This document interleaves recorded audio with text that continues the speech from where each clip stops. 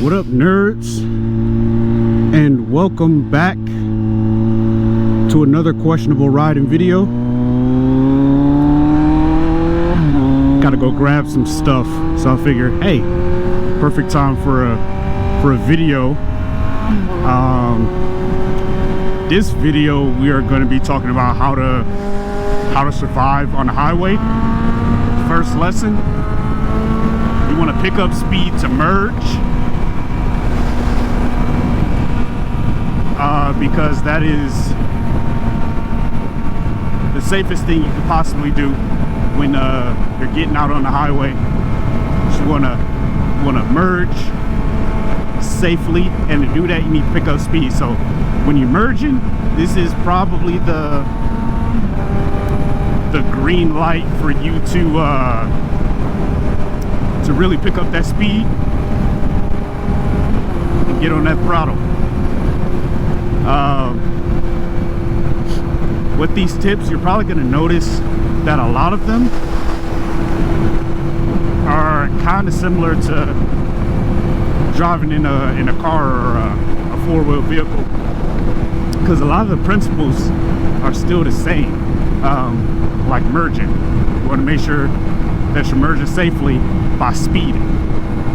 I'm not saying go like a $150 on the on-ramp, but chances are if you accelerate fast, you're gonna beat most of the traffic or any of the a-holes trying to stop you from merging.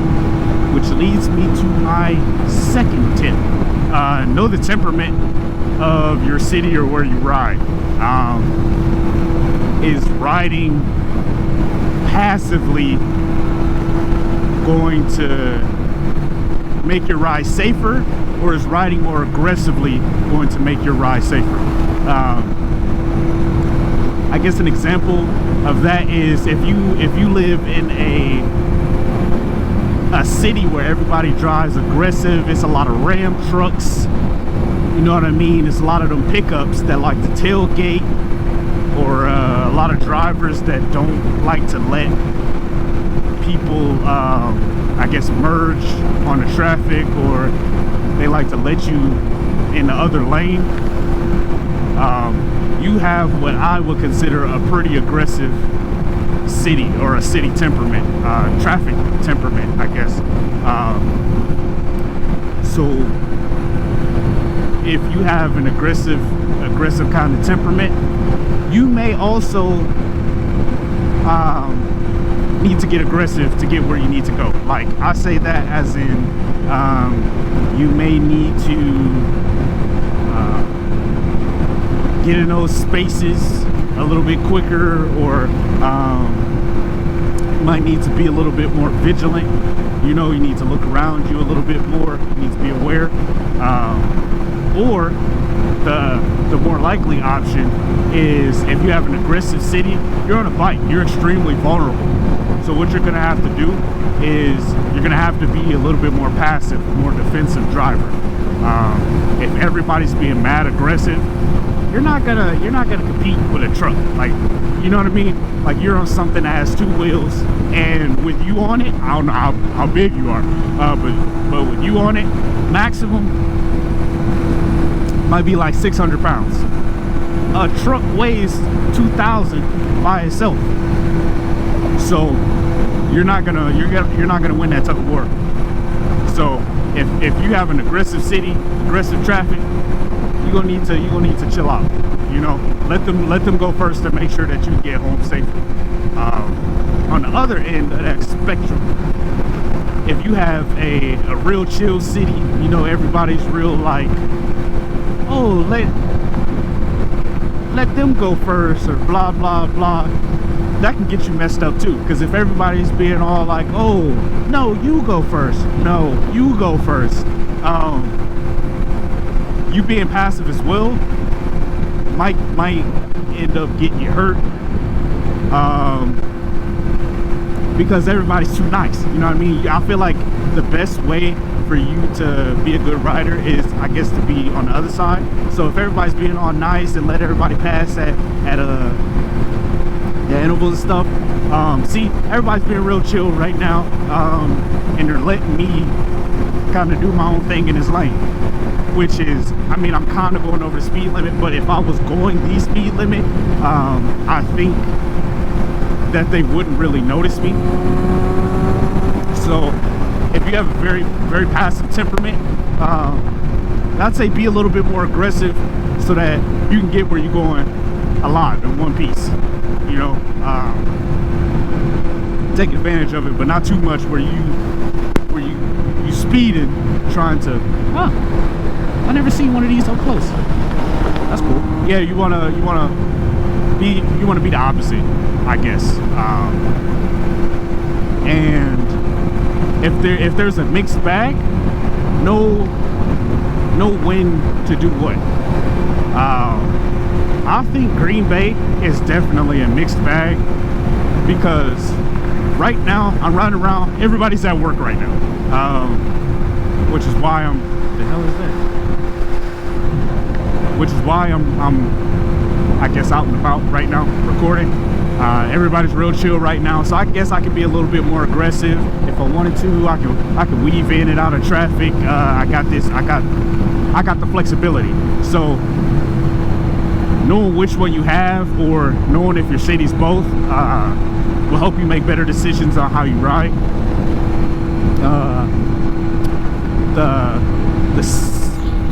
We already did two. So the third tip would be watch out for alligator strips and debris. Alligator strips is tires that have like blown off of like semis and stuff like that. I don't know if, depending on where you are, I don't know if they're gonna call it something else.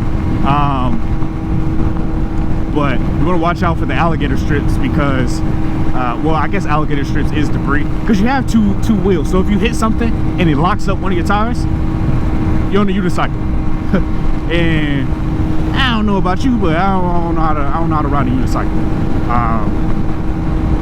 So you want to be careful of stuff like that, because hitting anything other than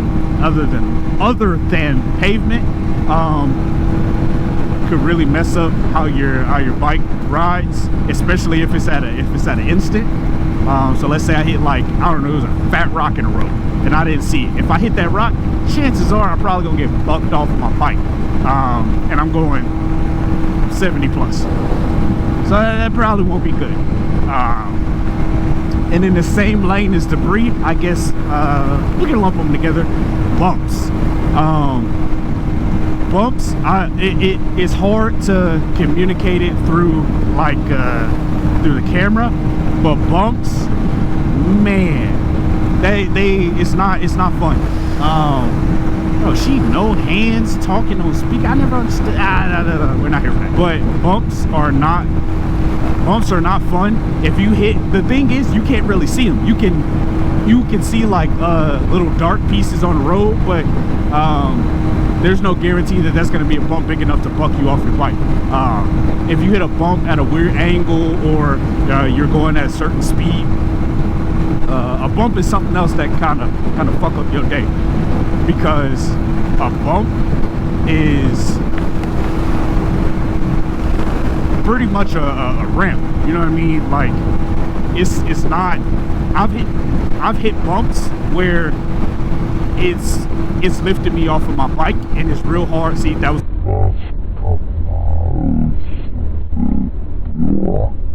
bump right there. I don't even know if you could see it on camera. A bump has knocked me off my bike a few times. When I took like longer trips, it can be real uncomfortable and nerve-wracking, because every time you hit a bump, you're lifting off of your seat, and it's not comfortable. You know what I mean? So it's like, man, how could I make sure that I have firm contact with the road if I'm not even on my bike? So a bump is a hazard. Watch out for bumps. You can notice a bump, like I said, they're usually like lines in the road, but not always, and that's what kind of makes them tricky.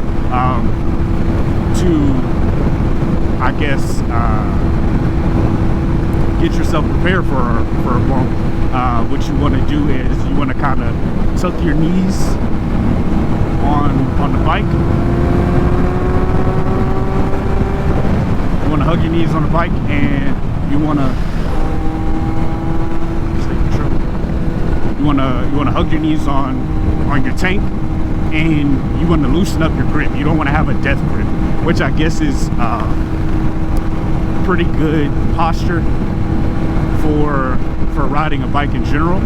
But in order to take a bump, you kind of have to let your body be a little loose, because you don't want to be really stiff, because that's going to communicate into the bike. And who knows, if it's a big enough bump, now you're wiggling on a freeway, or you get speed wobbles where this thing is just like jiggling back and forth. We're on the 4th Alligator Strip. Look at that. Look, just what I was talking about. Fat ass tire on the side of the road. The 4th tip, I suppose, is use your mirror. So you want to know what's going on at all times, so you can gotta prepare yourself. See, I just looked at my mirrors, so I know that there's a white Jeep on my left hand side, and I kind of keep an eye on that, because let's say if I wanted to get into the left lane and there's a Jeep behind me, it helps to know exactly what's going on. Now see, he just shifted turn lanes and he's right behind me, so it helps to know what's going on so that you can better adapt your riding. If there's somebody behind you and they come off as kind of drunk, you know what I mean, like they kind of going side to side, you know, it seems like they're not exactly driving steady, then get over into the other lane, you know what I mean. You want to position yourself to where you're in a good position to react to things. See, right now there's people getting on, and I check my mirror, I know that there's nobody to the left of me, so I just get over. Oh, this is an excellent let me see. Woo! I was nervous about that. So that uneven road right there, that brings me to my 5th tip. I guess it can kind of work into bumps too, but uneven roads, like if they're doing road work and places, the road's going to be a little splotchy.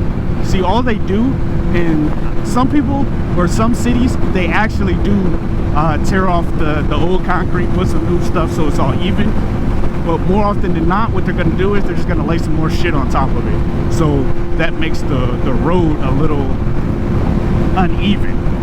So what you want to do is you want to try to not take it as straight as possible, because what's going to happen is something a word that I figured out or found out, it's called trim lining, I want to say, and it's basically where there's an uneven surface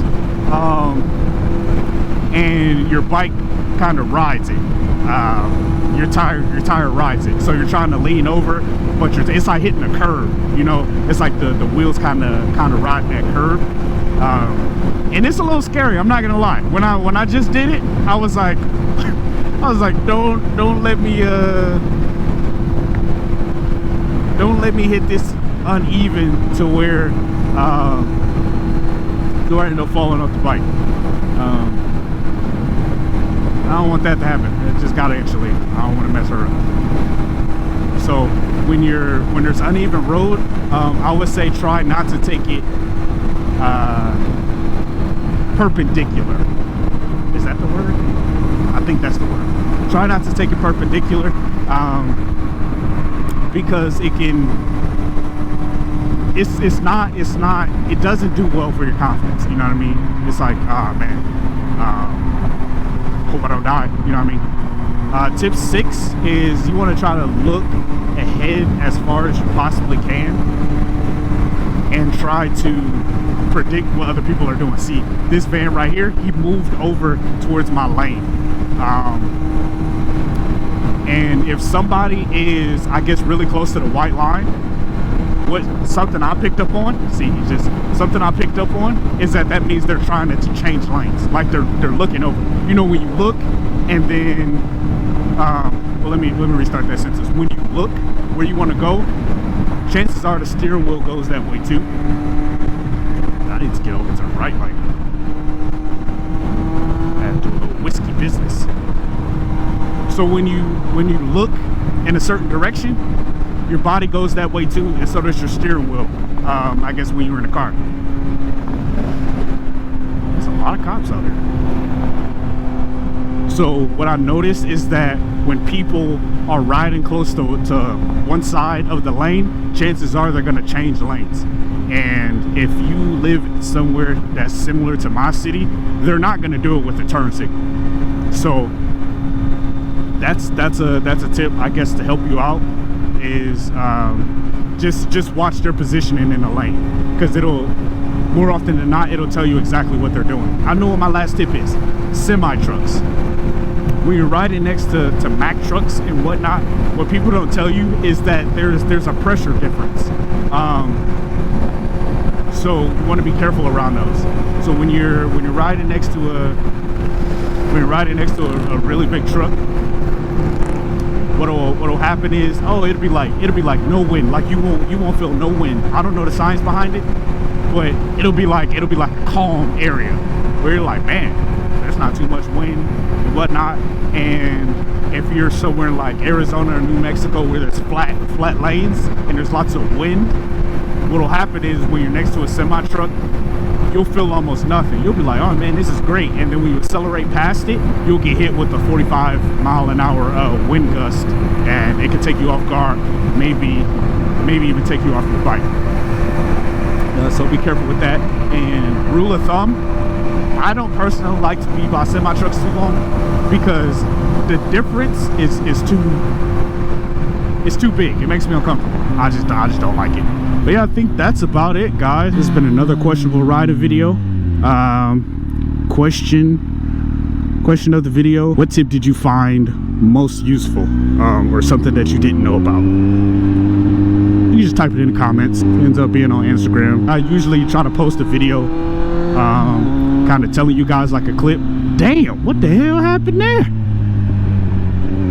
I usually try to post a video or a clip from the video I dropped, so you guys know that it's live. So you can post, you can comment it on Instagram or YouTube or whatever. Let me know. Just cue out.